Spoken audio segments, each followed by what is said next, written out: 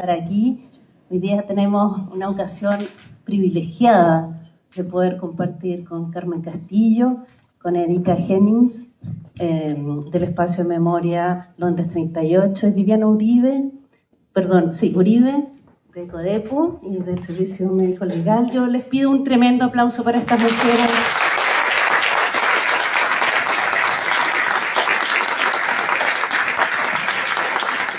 De una valentía enorme.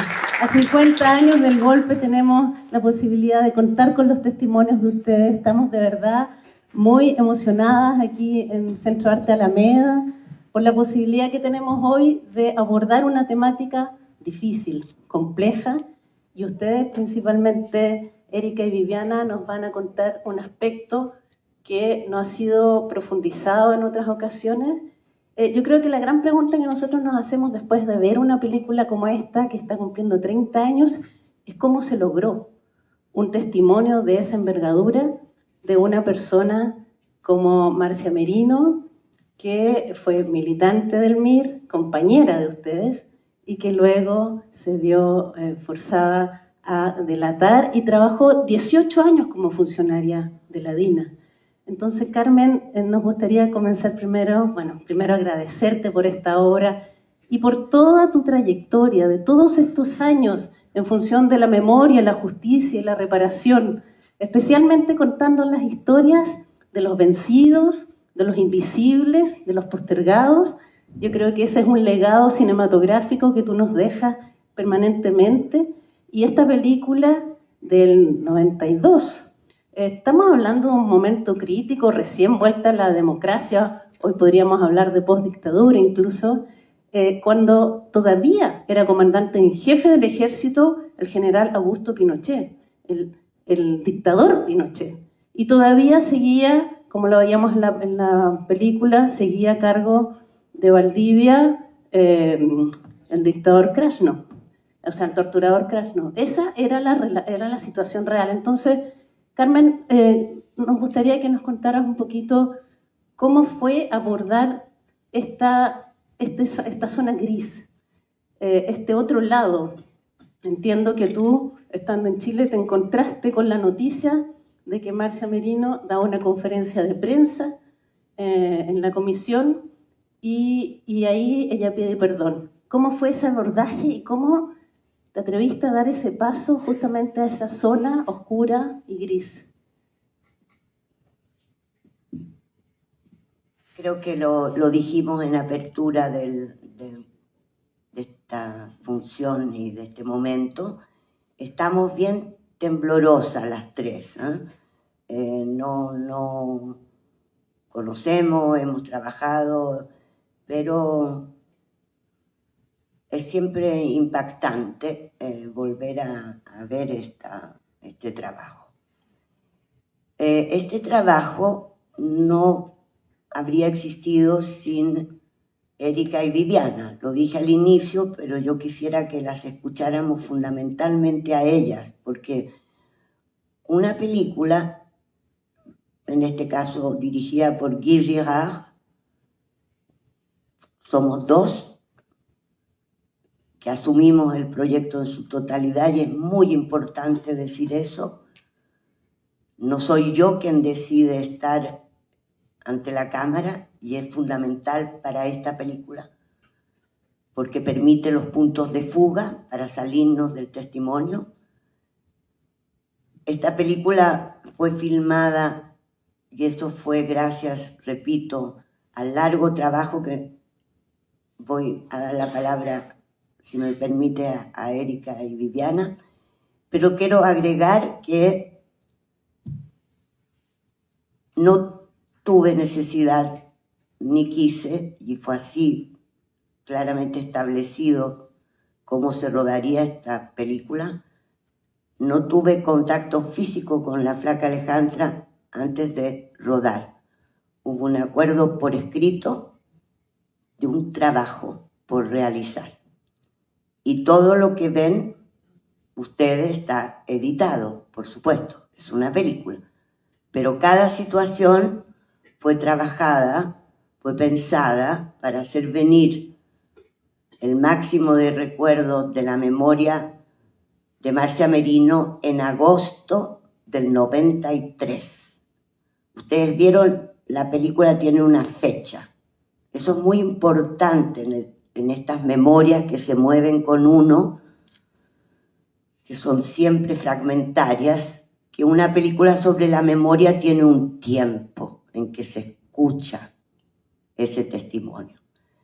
Y eso fue posible porque al tener la noticia, al ver en el Mercurio esa fotografía y al ver la situación, tuve y pude trabajar con Erika, Viviana, Gladys, Pachi Rojas, conversamos, hablamos, pude estudiar, leer el testimonio que ella había escrito, pensar qué iba a hacer, un libro. Yo escribía más bien que hacía películas en esa época. Pensé que tal vez, en este caso, la imagen nos diría aquello que no podía ser escrito y que el cine documental, en este caso, era lo que correspondía. Guy Girard,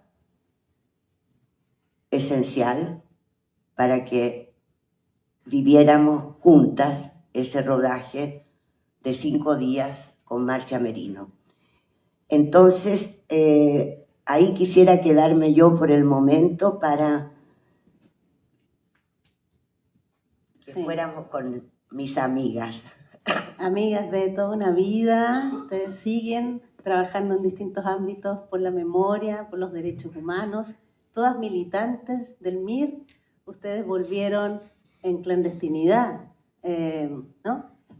Volvieron trabajando en dictadura, sufrieron los embates de la tortura. ¿Cómo fue el proceso para acercarse a Marcia Merino a partir del 91, por ahí, en términos de convencerla para que diera su testimonio en la justicia? ¿Cómo fue esa decisión que ustedes tomaron de acercarse a esa zona gris, compleja, con una delatora? Bueno, mi nombre es Viviana Uribe y fui militante del MIR por muchos años y tuve un camino con Erika juntas cuando estuvimos presas en Tres Álamos en 1974 y después en 1975.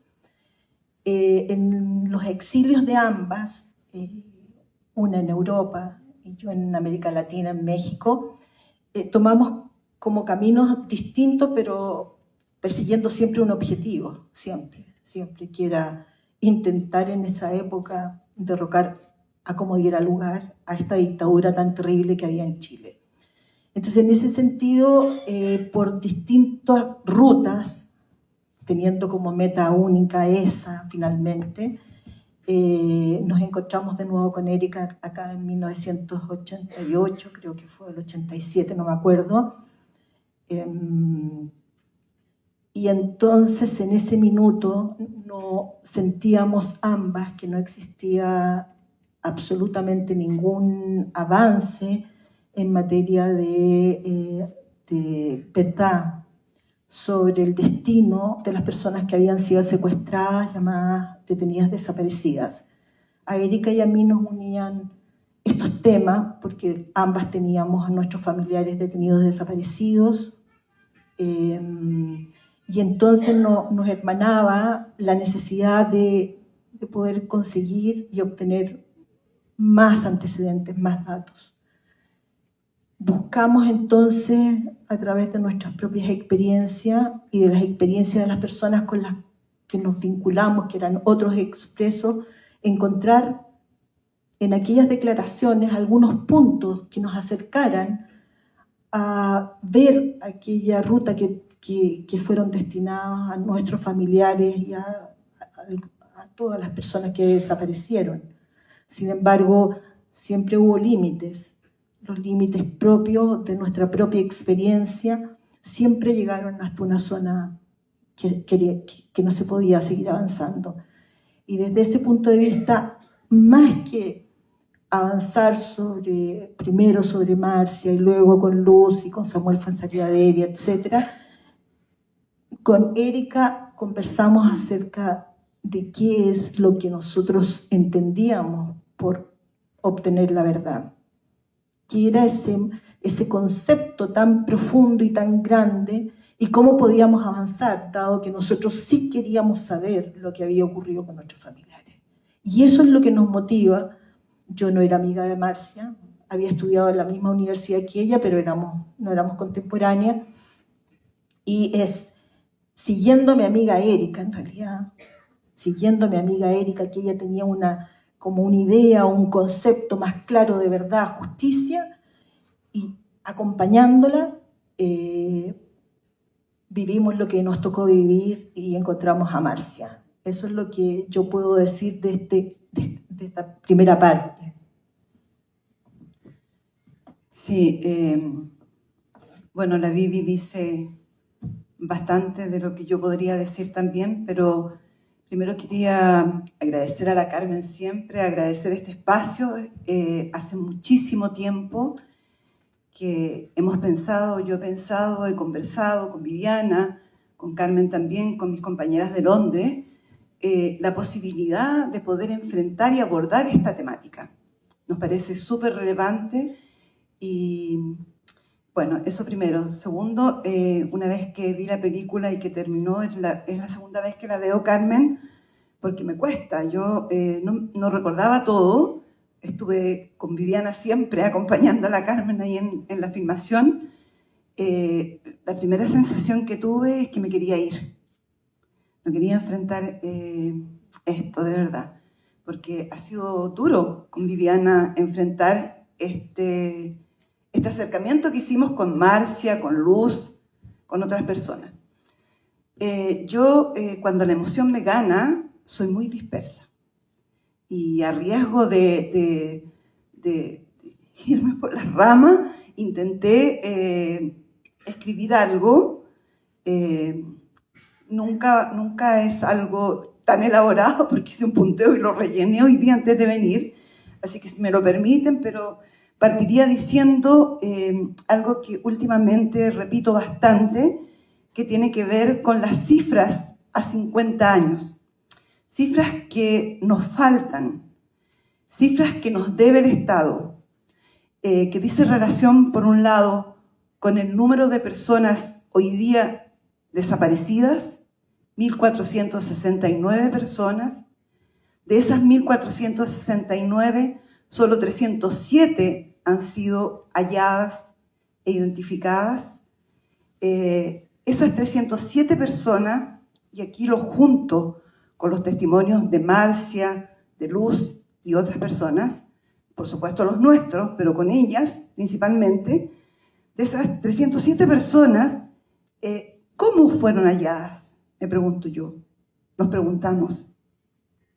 ¿Cómo se llegó a ellas? Muchas por la casualidad, porque estaban, no sé, haciendo un forado y aparecieron restos. Muy pocas relacionadas con la investigación de un juez o una jueza. Por ejemplo, el juez Montiglio, que logró a través de testimonios, pero esa investigación del juez Montiglio, que fue quien finalmente encontró el lugar Simón Bolívar, desde donde desaparecieron la cúpula del PC, y que finalmente se encontró el lugar donde habían sido inhumadas esas personas, lanzadas, enterradas y luego exhumadas. Eso llegó a través de investigaciones sucesivas que partieron recién en los años 90.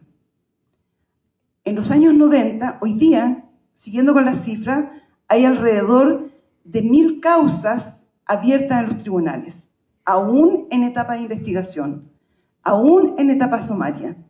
¿Cómo llegamos a 1.000 y algo causas abiertas? En los años 90, las causas en su mayoría estaban sobreseídas temporalmente. ¿Por qué? Por faltas de antecedentes. Habían unas poquísimas abiertas, caso Letelier, caso Degollados, etc. Muy pocas. Otras estaban amnistiadas. Entonces, en los años 90, nosotros tuvimos la posibilidad de abrir el caso de Alfonso Chanfró, mi marido. Y en esa investigación, y paralelamente, recordaba con Viviana, escribí, pero finalmente se me fue el escrito. Finalmente, en los años 90, paralelamente, la Comisión Rettig estaba investigando los casos de las personas detenidas desaparecidas y ejecutadas, intentando entrevistar a familiares y testigos para calificar esos casos. Pero no habían informaciones sobre perpetradores. El informe Rettig no recogía esa información. Tampoco lo hizo la Comisión Walsh, principalmente, digamos. Pueden haber datos, pero no ha sido el centro. Entonces, nosotros en la causa que se investigaba en los años 90 con la ministra Gloria Olivares, logramos tener contacto primero con Luz Arce. Fue muy controvertido, por cierto. En ese momento nosotros no sabíamos nada. Habíamos tenido, como dijo Viviana, un trabajo como personas que habíamos retornado al país. Yo retorné en el 83, debo señalar, el mismo día de la Vivi, ella clandestina, yo legal. No le gusta que lo diga, pero así fue. El mismo día, coincidencia. Bueno, entonces, habíamos tenido, ya estaban en los años 90 regresando las personas que habían sido expulsadas, que habían estado detenidas, y armamos un grupo de testigos sobrevivientes, nos obligaron a ponernos un nombre, y nos dimos cuenta que teníamos un tope en lo que nosotros podíamos saber. Entonces, cuando estaba la investigación en los años 90 con Gloria Olivares, pero primero con otra jueza, fui a declarar y descubrí una declaración de Marcia Merino, la flaca Alejandra. Yo había estado presa con ella en Londres 38, también con Luz Arce. Las tres como presas, como detenidas. Y entonces cuando yo vi la declaración me di cuenta, tuve la posibilidad de leerla en el tribunal, me di cuenta que no decía nada, había olvidado todo, reconocía así a Alfonso Chanfró, que había estado con él, pero el resto no se recordaba, de nada. Pero yo retuve la dirección. Entonces, con mi amiga, que ya éramos partner, decidimos hacerle una carta e ir a dejársela para poder hablar con ella, con la esperanza genuina de poder obtener mayores informaciones, porque no teníamos nada en esa época. No sabíamos quiénes eran, cuál era la estructura de la DINA, no teníamos idea. Sabíamos de Contreras, sabíamos de Espinosa y sabíamos de Krasnov, porque alguien le supo el nombre. Pero el resto no sabíamos, sabíamos que estaba el Troglo, Osvaldo Romo, pero no sabíamos la estructura de la DINA. Entonces, con la esperanza de poder avanzar un poquito más, de que Marcia supiera un poco más de Alfonso, de Muriel, de otros compañeros y compañeras, le hicimos la carta. Fuimos 2 veces a dejarle una carta, creo, y aquí yo les cuento una anécdota. Partimos las 2, hicimos la carta, partimos rápidamente a Agustina, que era donde tenía el departamento la madre de Marcia y que ella había dado esa dirección, y íbamos decididas pero a la vez nerviosas, que en lugar de empujar la puerta de la reja, no se abría, era porque nosotros las estábamos más bien tirando para el otro lado. Era así como un acto subconsciente, inconsciente, de defendernos, no querer, hasta que vimos un señor que salió y entramos y le dejamos la carta por abajo. Yo le ponía mi número de teléfono, en la época, de pocos números, estamos hablando del año 91, puede haber sido, 91, y pasó el tiempo, no me llamaba, hasta que un día me llamó. Y tuve un encuentro con Marcia, el primero. Yo no sabía que Marcia estaba aún en manos del DINE, no de la DINA, porque no había DINA ya más. Y entonces le di un encuentro en Alameda y pedí a Caucoto que me acompañara porque yo tenía miedo. Pero Caucoto no me quiso acompañar porque para él era un acto banal. pero yo iba con la fantasía de que me podía pasar algo. Evidentemente estamos hablando del año 91, y me encontré con Marcia. Me impresionó muchísimo, me impresionó muchísimo. Me impresionó porque se notaba una persona, primero a mal traer, como digo yo, estaba como, en fin, al menos yo la percibí como desgreñada, por decirlo de alguna manera, muy asustada, y solo me repitió que no sabía nada, que no se acordaba de nada. Yo insistí llegar a ella, habíamos estado presas juntas, ella conocía a Alfonso, en fin, no entrar en detalle, y no logré nada. Solo que después, pensando en el encuentro, me di cuenta que muy raramente las mujeres no salimos nunca sin cartera. Nunca. En fin, en el barrio, a comprar almacén, salimos sin cartera, pero con algo. Y iba sin cartera. Fue algo que me llamó la atención. Y después tuve un segundo encuentro, al poco tiempo, también sin éxito, pero, digamos, hubo un contacto siempre, obviamente. Uno se encuentra con una persona, una mujer humana, con quien estuvo detenida también. Y no pasó mucho. Paralelamente, nosotros empezamos con Viviana a tener contacto con Luz Arce, con quien comenzamos a trabajar. Quiero destacarlo porque ambas vivieron situaciones muy parecidas, y con Luz Arce empezamos a trabajar en mi casa, donde yo vivía en ese momento, su testimonio. Y ahí logramos avanzar muchísimo en lo que era la estructura orgánica de la DINA. Ubicar a los grupos operativos. Digo esto porque en los años 90 no había nada. Ir a declarar a los tribunales con los nombres de los agentes, quienes eran los jefes de los grupos operativos. Yo, la persona que me detuvo, que hasta hoy día tengo un juicio abierto todavía, yo lo describía absolutamente todo, pero no tenía idea de su nombre, por lo tanto solo podía describirlo en los tribunales. Y ahí Luz Arce me dijo, es Gerardo Godoy García, etc. Entonces, seguimos en este, digamos, trabajo en tribunales muy intensamente, con una jueza que investigaba, y ahí nosotros hablábamos ayer, me parece, con Carmen y Viviana, y siempre lo hemos destacado, que había el trabajo de mujeres. Quiero destacarlo. El trabajo de la jueza, que era una mujer empoderada en medio de un mundo tan patriarcal como es el Poder Judicial, que logró llevar a Krasnov-Marchenko a declarar, que logró llevar a los militares a declarar, que logró entrar a Londres 38 con los militares ex-DINA, que logró ir a mi casa donde hizo reconstitución de escena, etcétera, etcétera. Mujeres, digamos, que iban a declarar. Yo aquí veo algunas que estuvieron permanentemente declarando, y también en ese grupo veo a Nubia, bueno, Osvaldo, que es hombre, pero que también estaba. Entonces, en ese contexto, rápidamente a la jueza le quitaron el caso, porque tenía Krasnov-Marchenko, y lo llevó a la justicia militar, para ir rápido. Entonces, ahí lo tomó Dobra Lucic, los casos Romo y de otras personas desaparecidas. Entonces ahí empezó nuevamente a citar a Marcia, que ya la habíamos encontrado en tribunales, pero que seguía sin decir mucho.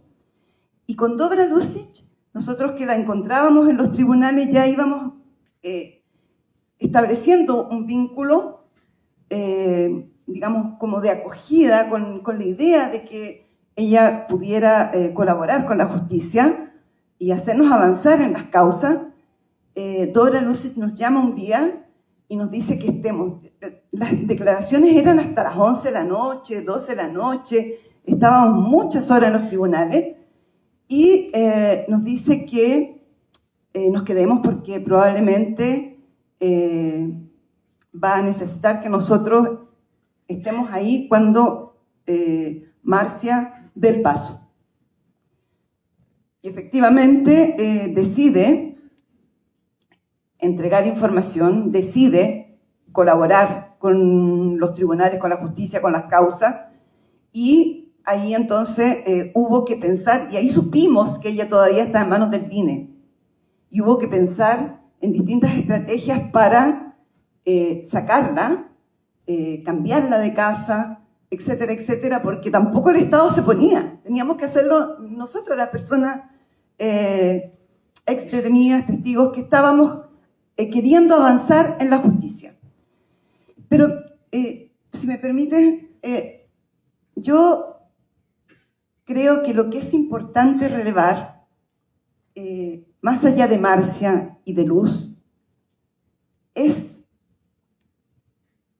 y que fue lo que me hizo la película, contactarme más que con la tradición de Marcia, que la viví mientras la escuchaba y la veía, como absolutamente defendida, con ninguna conexión emocional, pero me imagino que con lo difícil que debe ser abordar el tema, si se conecta emocionalmente o afectivamente, se derrumba, no habría sido posible.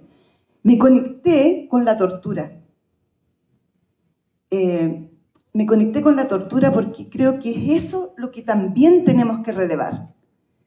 Los aparatos de inteligencia como la DINA, las organizaciones criminales, la tortura, la máquina, como digo yo, del terrorismo de Estado, la máquina de la muerte, usa la tortura para obtener información, para aniquilar, para desmontar la resistencia, para desmontar la lucha.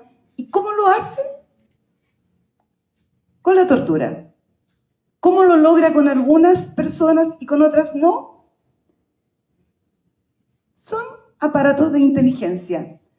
Y no sabemos cuáles son las personalidades de base que cada una de las personas tenemos, como para soportar un poquito más, un poquito menos, pasar el límite, como lo hicieron Luz y Marcia, hasta que lograron ser parte de la DINA. Entonces, a mí me parece importante que logremos, como pensaba yo, darle el crédito a la DINA en este caso, darle el crédito a los aparatos de inteligencia que lograron su objetivo de obtener información no solo de la Marcia y de la Luz. Tenemos que a 50 años también saber que un dato, más otro dato, más otro dato, más los datos importantes que dieron las personas que se quebraron de manera, digamos, tan importante como la Marcia y la Luz, para lograr su objetivo, desmontar, porque ese es el objetivo de la tortura, no otro, a través de infligir el dolor. Eso, me alargué tal vez, pero no, muy bien. No leí. Está bien. Erika, a propósito de tortura, yo creo que es muy importante, tú comentabas que son mujeres las que comenzaron a trabajar juntas, dando el paso más allá, y la violencia sexual como tortura es una de las formas más brutales que se usa mayoritariamente contra las mujeres y fue de las más lentas en reconocerse como una forma de tortura. No sé si te quieres referir cortito a eso, particularmente en términos de la especificidad de la tortura para las mujeres. Cuando hablaba Marcia y otras compañeras de las vejaciones sexuales que sufrieron, es muy, muy complejo, ¿no? Sí, y yo valoro, aplaudo, admiro a las compañeras que primeramente fueron capaces, valientemente, de hablar y de definir y de describir lo que era la violencia sexual, la tortura sexual y política. Nos costó mucho el reconocerlo. En mi caso particular, en general no me gusta hablar de la tortura. No obstante, lo que mencioné recién. Pero no me gusta hablar del detalle de la tortura porque creo que no aporta mayormente. Sin embargo, respecto a la tortura sexual, fue tremendamente usada. O sea, las mujeres éramos usadas de distinta manera, nuestros cuerpos, nuestro género, frente a los hombres, tratando de quitarnos dignidad. En mi caso personal, aunque acabo de decir que no me gusta hablar, yo además estaba con mi marido, entonces durante muchísimo tiempo me sentí con la necesidad de lealtad hacia él, no develando, y no lo he hecho, debo decirlo, porque también los cuerpos desnudos, los cuerpos violentados, violados, eran también una forma de quitar la dignidad, que no lo lograron, después de todo, quiero decirlo, de usarlo como instrumento para lograr lo que antes dije, el quiebre. Ahora, las personas somos todas distintas, tenemos personalidades, caracteres de base que nos hacen estar en lugares, digamos, como los que estamos ahora nosotras. Eso no sé qué más decir, Vivi, tú. No, estamos, Carmen, no sé si quieres comentarnos, a lo mejor nos quedan unos minutitos, pero nos gustaría que el público también pueda comentar algo. ¿Cómo es ver esta película para ti, 30 años después, y además en el contexto actual de los 50 años del golpe? Tú has trabajado contra la amnesia de este país y especialmente en este momento enfrentamos una situación de riesgo de regresión y de conservadurismo y de fascismo. ¿Cómo la ves la película? Tal vez decir que nuestros trabajos están hechos, no pueden cambiar el mundo, pero están hechos para aclarar, para enfocar, aclarar el presente. Ver esta película hoy, junto a Viviana, Erika y con ustedes, es muy fuerte, porque no hemos logrado aún ni la justicia, ni la verdad, porque no lo hemos logrado, porque hay aún aquello de que las Fuerzas Armadas tienen los archivos.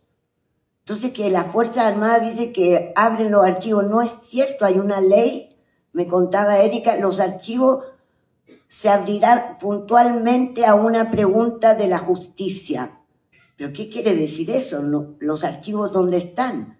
Todas estas querellas, todos estos juicios, no tenemos las pruebas. De alguna manera nuestros trabajos van entonces a crear archivos. A lo mejor esta película, filmamos en José Domingo Cañas, no nos autorizaron, subimos arriba, robamos la electricidad para poder filmar, se colgó, ¿te acuerdas, Jorge? En fin, hicimos, y eso está filmado, puede ser un archivo, pero las preguntas que la película plantea, creo yo, deben ser respondidas por todos. Erika dice la tortura. La tortura, como el golpe de Estado, es lo que vemos todos los días en esta sociedad del golpe. Lo vemos, no es que haya tortura como hubo en ese momento, es que los efectos de la tortura, que fueron hechos para quebrar el alma de las personas, para apoderarse del ser, de todo lo que ellos, criminales, miserables, no tenían, que era la alegría, el sentido de vida, el deseo de cambiar el mundo. Porque Erika y Viviana me decían ayer, pero entre medio de todo este trabajo de años, lo pasábamos muy bien. ¿Cuántas veces hubo humor, risas, situaciones en esa búsqueda de los desaparecidos? Entonces yo creo que hoy este trabajo nos sacude, pero será una cuestión del pasado. Yo espero que las preguntas sigan pendientes y que si hablamos y nos preguntamos cuáles son los sufrimientos del presente, de este modelo, de este sistema de mercado de dinero que domina el mundo, allí están, allí está siempre latiendo la lógica de la tortura, las casas clandestinas, fuera de toda ley, construidas como un reloj para quebrar. Y las preguntas están siempre abiertas a todos. Nosotros simplemente consideramos que la cuestión del perdón es a cada cual de decidir, como dice la película, no es el tema de esta película. El tema de esta película es el miedo, diría yo, el miedo a la muerte, que es aquello que aplica la tortura. Y tal vez abre una zona oscura, gris, que es la zona del instinto monstruoso de la sobrevida. Sobrevives, quieres sobrevivir, y aquello, ¿no? Entonces, esa zona hay literatura, hay trabajos, hay testimonios, y nosotros hemos aportado un granito de arena. Un tremendo aporte han hecho, y por eso mismo creemos que tenemos algunos minutitos para que ustedes nos cuenten. Allá hay una mano levantada al final. Su sensación después de haber visto la película.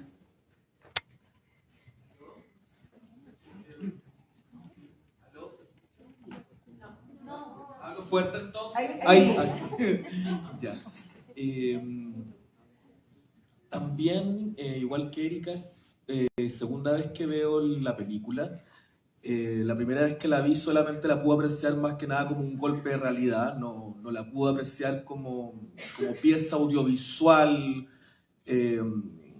ligada a cierta cosa que la derecha le llama a la izquierda cultural. Ya, y ahora que la veo, me surge una pregunta, pero no de la misma película, sino que del contexto del año 93, contexto donde circuló a nivel público, porque también estaba pensando en otras cosas, otras piezas similares, pero más literarias. Me acordaba también de la entrevista que Claudia Donoso con Paz Errázuriz le hicieron a Ingrid Olderock, La torturadora de los perros, en Revista Crítico Cultural, que también es bastante impactante a nivel de relato.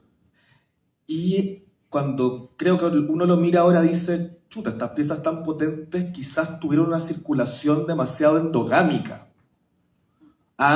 dentro de esta misma cosa que la derecha le llama la izquierda cultural. Entonces te quería preguntar dos cosas. Primero, el dato práctico, el dato duro, de por qué espacios pudo circular.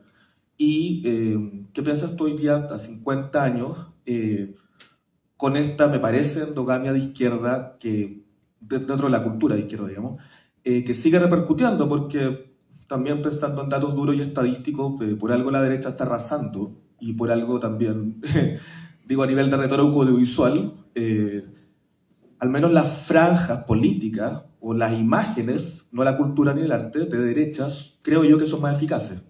¿O están siendo más eficaces? Son el poder económico que tienen los medios de comunicación. Yo quisiera que diéramos la batalla, pero la sociedad la tiene que dar, nosotros, para que estas películas pasen en la televisión, en horarios posibles. Esta película pasa en los liceos de Francia, pasa y repasa en las televisiones europeas y de Marruecos, hasta de Marruecos. ¿Por qué no en Chile? Esta película tiene libre acceso para los que quieran en Vimeo, porque yo quisiera que se viera. Nosotras no nos oponemos a ninguna visión, iríamos como hacen los testigos del exterminio nazi, recorren en Europa a los 90 años, estamos todas de una cierta edad, queremos ir a los liceos a discutir, a hablar. Queremos, nos ofrecemos al gobierno, al Estado. Esta película no es cuestión, no hay dinero aquí, tal vez porque no hay dinero, los que tienen dinero no la quieren, o tal vez porque todo el cine documental chileno y extranjero que habla de nuestras historias les produce escozor, porque es una cuestión de imágenes que cuentan historias. Entonces, esa pelea démosla juntos, nosotros no hacemos lo que podemos, acompañando cuando podemos cualquier iniciativa, y hay muchas. Esta película ha sido pasada en las poblaciones, en las calles, por FECISO, el Festival de Cine Social y Antisocial, ha sido pasada en las universidades, pero solamente a los alumnos, lo que es una lástima, no abierta, y gracias al Cine Arte Alameda, la Rosel, Francisca, ustedes, tenemos esta proyección y esperamos que puedan haber otras, ¿no? Tenemos tiempo para una pregunta más por allá.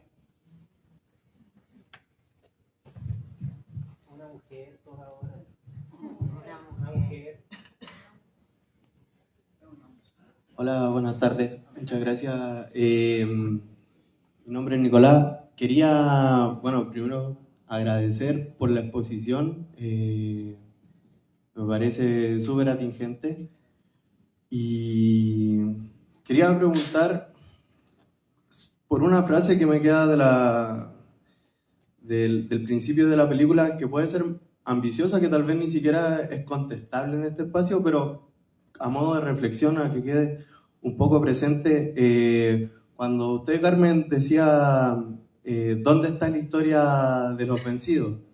Y a 50 años está palpable el hecho de que esa historia todavía no se encuentra. Y no solamente en esta búsqueda de justicia, sino también en lo político, porque al final yo siento, ¿dónde está esa historia de las personas que buscaban cambiar el sistema, cambiar estructuralmente el sistema, buscar una vida distinta, una forma de vivir, una forma de pensar distinta? Y ese discurso político yo siento que no está. Yo siento que enfocarse en la reivindicación tanto, pero solo por el hecho de reivindicar, también nos ha cegado. Y esto aquí no se trata de decir como es culpa de algunos, es en realidad responsabilidad de todos, como usted mismo decía.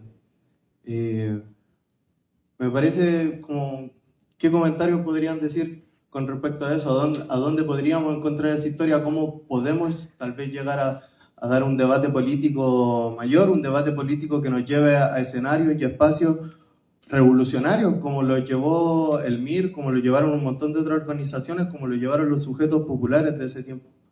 Eso, ¿qué piensan ustedes?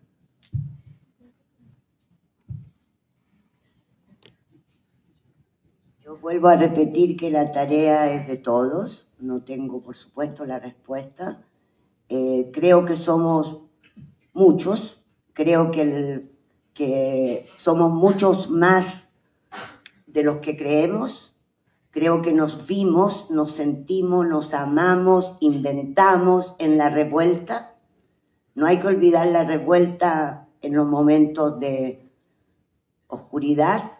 Hay que recordar que ahí estamos, hay que pensar en imágenes poéticas, hay que convocar no la caricatura de lo que fuimos nosotras, sino con la invención que ustedes pueden aportar a la lucha, como se hizo durante todos esos meses, la poética, la poesía, la música, la alegría, y tal vez ese presente convoca, llama a ese resplandor alegre que eran nuestras vidas. O sea, nuestras vidas fueron masacradas y la agonía de los masacrados, de nuestros mártires, durará hasta el fin del mundo. Esa columna de caminantes, escuchemos el murmullo de sus vidas. Son sus vidas lo que queremos escuchar para tener una resistencia alegre, que es lo único capaz de enfrentar el horror. Entonces, recordar la lógica del sistema, cómo se impuso ese sistema, qué significó ese golpe en el presente que vivimos, qué significó la tortura en el presente que vivimos, y recordar siempre, siempre, siempre, sacar, hacer emerger todo lo que entre nosotras, las cineastas, llamamos las imágenes luciérnagas, aquellas que alumbran la oscuridad. Y yo creo que las risas, las imágenes de aquellos años en que democracia, socialismo era una realidad, aquel tiempo de la fraternidad, realidad posible, aplastada por un golpe, me estoy alargando, pero es para decir que es tarea de todos, que la memoria social y popular, estoy convencida, puede alumbrar una hoguera en el desierto. Pero sin esa memoria, sin esas imágenes, sin ese baile de luces que se encuentran en las noches oscuras, que también permiten soñar, no podemos tener imaginación. Entonces la imaginación popular, la imaginación, tiene que recoger su energía en la memoria de los vencidos. Ahí sería la cosa, más o menos. Maravilloso mensaje luminoso. Muchas gracias, Carmen. Estamos dando fin entonces a esta conversación. Agradecimientos especiales por la valentía, por haber usado este espacio para contar una cuestión difícil, inédita. Así hacemos memoria. Muchas gracias a ustedes y a seguir viendo películas de cine chileno y documental en Centro Hasta la Nueva. Muchas gracias.